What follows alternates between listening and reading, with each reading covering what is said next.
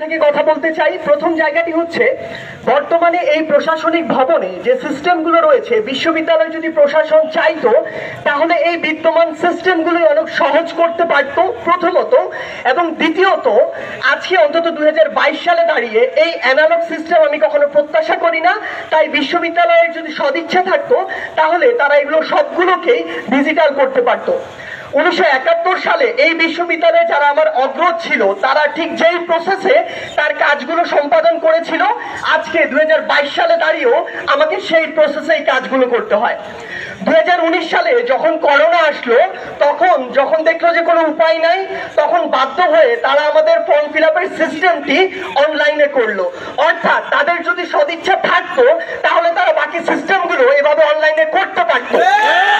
কিন্তু তাহলে কি এখন তাদের এই প্রতি বছর আপগ্রেডের জন্য একটা করে করোনার মতো মহামারী আসতে হবে আমাদের এই বাংলাদেশে? আমরা বিশ্বাস করি বিশ্ববিদ্যালয় প্রশাসন যদি চায় এটি অতি সহজেই তারা করতে পারে।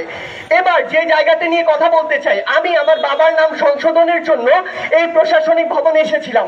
আমার বাবার নামটি আংশিক পরিবর্তন করতে হবে। তো প্রথমে ওই অফিস থেকে দেখে বলা হলো যে এটি সম্ভব নয়।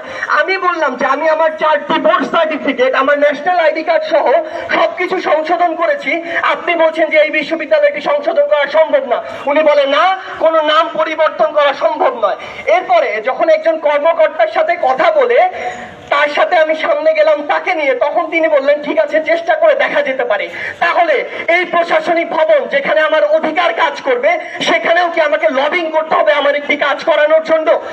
আমি বিশ্বাস করি 2022 সালে এসে তারা যেই কাজগুলো করানোর জন্য আমাকে মাসের পর মাস ঘুরিয়েছেন, সেই কাজগুলো যদি সিএসসি বা আইআইটি ডিপার্টমেন্টের স্টুডেন্টদেরকে দিয়ে দেওয়া হয়, তারা তার অর্ধেক সময়ে সম্পাদন করার জন্য একটি প্রোগ্রাম তৈরি করে দিতে পারবে।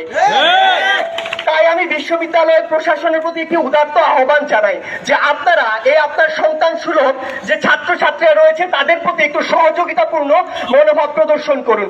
আর কর্মকর্তাদের নিয়ে আমি কি কথা বলছি, দেখুন আমরা কখনোই বলছি না যে এই প্রশাসনিক ভবনের সকল কর্মকর্তাই আমাদের সাথে খারাপ আচরণ করে। আমিও ব্যক্তিগতভাবে অধিকাংশকে ভালোভাবেই পেয়েছি, কিন্তু কিছু এমন কর্মকর্তা রয়েছে তাদের আচরণ মনে দাগ কেটে যায়। তারা এমন ভাবে আমাদের সাথে আচরণ করে যেন আমরা তাদের কাছে দয়া চাইতে এসেছি, তারা আমাদের দিকে মুখ ফিরে তাকান না, এমন ভাবে উত্তর দেন যেন তারা আমাদের কথায় বিরক্ত হচ্ছেন। কিন্তু এটি তারা ভুলে যান যে তাদের এই যে চাকুরিটা, এটাই হচ্ছে আমাদেরকে সেবা দেয়া। তাই আমরা বিশ্বাস করি যে এই সকল কাজের যে জবাবদিহিতা সেটিও প্রশাসন নিশ্চিত করবে। এবং 2022 সালে এসে সর্বশেষ যে কথাটি বলতে চাই, যে এই ডিজিটাল বাংলাদেশ আমরা বলি, সেই ডিজিটাল বাংলাদেশে 100 বছরের মতো একটি প্রতিষ্ঠান যার বয়স, সেই বাংলাদেশের সর্বোচ্চ বিদ্যাপীঠে আমরা এই অ্যানালগ পদ্ধতি কখনোই প্রত্যাশা করি না। আর এই হাসনাত কিংবা আমাদের মতো আমরা যারা রয়েছি এখানে, আমাদের দাঁড়িয়ে এই বিষয়ে মানববন্ধন করা আর কথা বলা শুধু আমাদের জন্য লজ্জার নয়, এই বিশ্ববিদ্যালয়ের কর্মকর্তাদের জন্য লজ্জার, অ্যালামনাইয়ের জন্য লজ্জার, আর প্রশাসনের ওই চেয়ারগুলোতে যারা বসে রয়েছেন তাদের জন্য লজ্জার। আমরা বিশ্বাস করি অতি দ্রুত সময়ে আমার বন্ধু হাসনাত সহ কাউকে যেন এখানে বসতে না হয়, এরকম এমন সকল প্রক্রিয়ার অবসান হোক।